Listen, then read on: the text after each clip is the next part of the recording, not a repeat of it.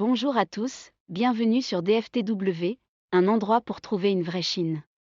En tant que voix unique différente des médias dominants, nous sommes démonétisés pour notre manque de valeur éducative et nous n'avons aucun soutien d'aucune organisation ou gouvernement. Si vous voulez nous aider à survivre et à aller de l'avant, prenez un café ou aidez-nous via GoFundMe, PayPal ou Patreon. Avant de commencer la vidéo d'aujourd'hui, nous devons clarifier une chose: pourquoi le nombre total de nos abonnés n'augmente-t-il pas? Un téléspectateur dit que le système l'a désabonné plusieurs fois. Et qu'il a dû se réabonner à notre chaîne encore et encore. Si vous ne recevez pas de notification de nos chaînes, veuillez vérifier si vous n'avez pas été désabonné à votre insu. Nous ne savons pas pourquoi le système supprime nos abonnés, et c'est dommage pour nos téléspectateurs de vérifier s'ils ont été supprimés. Aujourd'hui, nous parlons du capitalisme national de la Chine, mieux connu sous le nom de socialisme aux caractéristiques chinoises. La plupart des gens dans le monde seront impressionnés par la vitesse des Chinois s'ils ont un jour l'occasion de visiter la Chine.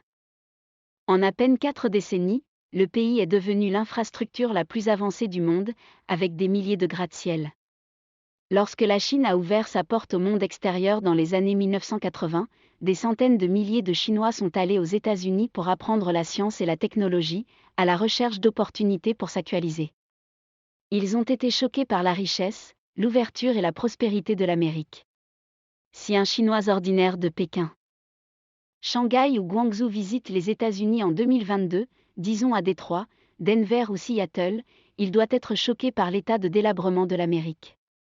Même New York semble minable par rapport aux villes chinoises de premier rang. L'économie américaine est-elle en déclin ou en panne? Ou la Chine avance-t-elle trop vite? Les deux pays ont des centres d'intérêt différents, et ils ont fait des choses différentes au cours des dernières décennies, ce qui est la principale raison d'un changement aussi spectaculaire. La Chine est l'usine du monde, tandis que les États-Unis ont une économie axée sur la consommation. Les Chinois ont tendance à économiser de l'argent, tandis que les Américains sont encouragés à en dépenser. La Chine n'a pas été en guerre avec d'autres pays depuis plus de 4 décennies, mais les États-Unis n'ont jamais cessé de s'immiscer dans les affaires des autres nations. Nous allons préparer une vidéo exclusive sur le complexe militaro-industriel, nous ne nous étendrons donc pas sur cette question ici. Aujourd'hui, nous nous concentrons sur la manière dont les deux pays relancent leur économie lorsqu'ils sont confrontés à une récession. Les États-Unis ont l'habitude d'imprimer des billets de secours pour que leurs citoyens puissent acheter des produits. Dans le même temps, la Chine construit davantage de bâtiments, d'autoroutes, de voies ferrées à grande vitesse et d'autres projets à forte intensité de capital qui créent des emplois pour des millions de personnes. Nous avons mentionné dans des vidéos précédentes que la Chine allait bientôt stimuler son économie avec davantage de projets et qu'elle continuerait à utiliser le secteur du logement pour stimuler l'économie. Lorsque les États-Unis ont annoncé le resserrement quantitatif et augmenté leur taux d'intérêt, la Chine a baissé le coût de l'emprunt. La Chine a officiellement annoncé ses données économiques nationales pour le premier trimestre de 2022 le 18 avril 2022. Montrant une estimation préliminaire du PIB de 270 milliards de yuan, soit une croissance en glissement annuel de 4,8%. Les investissements nationaux en actifs fixes du pays ont augmenté de 9,3% et le total des importations et exportations de biens a augmenté de 10,7%.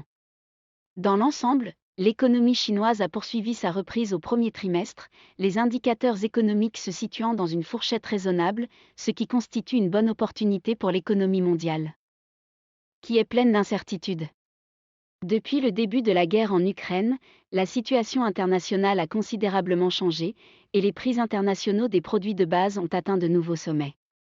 La Chine a récemment lancé de nombreuses initiatives de stabilisation économique pour stimuler l'économie. Prenons l'exemple de la province de Jiangxi. Elle prévoit de lancer 2051 projets, avec un investissement total d'environ 1,2 trillion de yuan au premier trimestre 2022. La Chine est devenue la deuxième plus grande économie nominale du monde, le plus grand pays d'échange de biens et le plus grand pays manufacturier du monde. En 2000, le PIB de la Chine était d'environ 9 000 milliards de yuan, et en 2010, le PIB de la Chine est passé à près de 40 000 milliards de yuan. En 10 ans, le PIB a été multiplié par 4,5 environ. En 2021, le PIB de la Chine a bondi à plus de 114 000 milliards de yuan. Ces chiffres montrent à quel point la croissance économique de la Chine a été forte. La construction d'infrastructures a joué un rôle essentiel dans le développement de la Chine, surtout après 1998, lorsque l'ancien Premier ministre chinois Zhu Rongji a commercialisé le secteur du logement. Les États-Unis ont tendance à stimuler l'économie du côté des consommateurs. Leur monnaie hélicoptère permet de mettre de l'argent dans les mains de leurs citoyens, car le gouvernement estime que la plupart des Américains n'ont pas l'habitude d'épargner. De nombreuses personnes aux États-Unis et au Canada achètent des articles coûteux et fantaisistes sur Amazon et dans les centres commerciaux. Puis les revendent au tiers de leur prix d'origine sur le marché aux puces. Mais cela ne fonctionne pas en Chine. De nombreuses familles chinoises ne sont pas disposées à dépenser de l'argent pour des choses inutiles, et elles ont tendance à économiser de l'argent.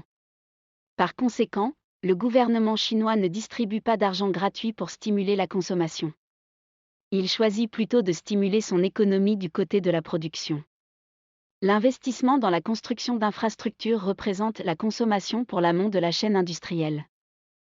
L'argent investi dans la construction de routes, de chemins de fer, de ponts et d'autoroutes se transformera finalement en salaire des travailleurs et en bénéfice des entreprises. Il s'agit également d'une sorte de réaffectation des richesses. L'argent de l'aide américaine est temporaire, et il n'est pas durable. Le gouvernement peut arrêter l'argent gratuit à tout moment. Les lourds investissements de la Chine dans les infrastructures sont une source de revenus pour les entreprises et les employés. Lorsque les travailleurs ont un revenu régulier, ils ont de l'espoir et n'ont pas besoin d'économiser le plus d'argent possible pour une utilisation future. Leur consommation va stimuler la production d'autres industries et services, et cela a un effet durable. Pour le pays, cela a également un avantage à long terme. Par exemple, les routes, les ponts et les voies ferrées à grande vitesse nouvellement construits permettent à des centaines de millions de conducteurs d'économiser des tonnes d'argent en essence et en temps. Tout cet argent économisé contribue à réduire les prix et à stimuler la consommation. La Chine a construit plus d'1 million de ponts traversant des centaines de milliers de rivières, faisant du pays l'un des réseaux de transport les plus développés au monde. Non seulement la Chine construit d'innombrables viaducs, ponts, tunnels, voies ferrées et divers projets à l'intérieur du pays, mais elle aide également ses partenaires de l'initiative Belt and Road à moderniser leurs infrastructures à l'étranger. La plupart des entreprises de construction chinoises appartiennent à l'État. Elles n'ont donc pas à tenir compte des gains à court terme lorsqu'elles lancent de nouveaux projets. Parfois, le gouvernement ne se soucie même pas de savoir si un projet peut s'équilibrer financièrement sur le long terme. Le train à grande vitesse en Chine en est un bon exemple. Très peu de lignes font des bénéfices aujourd'hui, et beaucoup ne pourront jamais atteindre le seuil de rentabilité. Pourtant, la Chine développe les trains à grande vitesse dans tout le pays. Pourquoi la Chine devrait-elle faire cela ? La Chine considère les projets de trains à grande vitesse comme faisant partie de la modernisation du pays. Ils ont non seulement permis de relier les différentes régions de Chine de manière plus pratique et plus rapide, mais ont également généré des demandes pour des milliers de fabricants dans divers secteurs. Les projets géants de la Chine sont essentiels à son essor rapide. Les États-Unis ont récemment compris qu'ils devaient relancer leur économie en modernisant leurs infrastructures, c'est pourquoi M. Biden a présenté le plan de construction massive. Les constructeurs et entrepreneurs américains ne peuvent utiliser que des matériaux fabriqués en Amérique, si l'on peut trouver suffisamment de fournitures de qualité aux États-Unis. S'ils doivent utiliser des matériaux provenant de l'étranger, ils doivent obtenir l'approbation du gouvernement américain. Nous pensons que les fonctionnaires américains concernés seront très occupés à approuver les demandes d'importation de matériaux de Chine et d'autres pays à faible coût. Les États-Unis ne disposent pas d'une chaîne d'approvisionnement complète pour fabriquer tout ce dont ils ont besoin pour terminer la plupart de leurs projets. La plupart des entrepreneurs, sinon tous, sont des entreprises privées à but lucratif. Ils ne sont pas disposés à utiliser des matériaux coûteux fabriqués en Amérique s'ils peuvent trouver des substituts en Chine à un tiers ou même à un prix inférieur. En outre, les entreprises d'État chinoises soumettront tous les bénéfices au gouvernement central. Et partageront donc les bénéfices, par le biais de paiements de transfert, avec le reste du pays. Contrairement aux États-Unis, le gouvernement chinois ne représente pas les différents groupes d'intérêt, il les gère et les supervise. Supposons que les géants américains soient gérés par l'État et que le gouvernement américain puisse contrôler leurs opérations et leurs investissements. Dans ce cas, le complexe militaro-industriel américain ne détournerait pas les États-Unis. Et il y aurait moins de troubles et de tragédies dans le monde. Prenons l'exemple de la crise ukrainienne. Les États-Unis ont fourni des milliards de dollars d'armes à Kiev, et le président américain Joe Biden a continué à soutenir l'Ukraine à tout prix. Sans le soutien américain, qui n'est pas forcément gratuit, le peuple ukrainien aurait dû mener une vie bien meilleure. En tant que pays promouvant la soi-disant démocratie, les droits de l'homme, la liberté individuelle et les intérêts privés. Il est impossible de nationaliser de grandes entreprises comme Microsoft, Google, Apple et Amazon et de les placer sous le contrôle du gouvernement.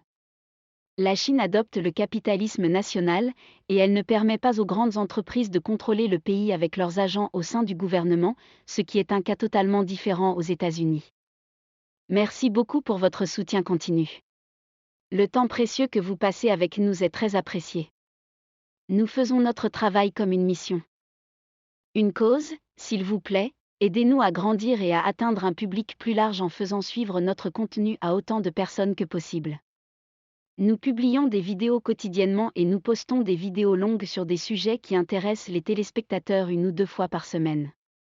Si vous ne vous êtes pas abonné à notre chaîne et n'avez pas activé la cloche de notification, faites-le maintenant, afin de ne pas manquer notre nouveau contenu chaque jour. Si vous souhaitez nous soutenir, veuillez utiliser le lien PayPal ou Patreon ci-dessous, ou scanner les codes QR à l'écran.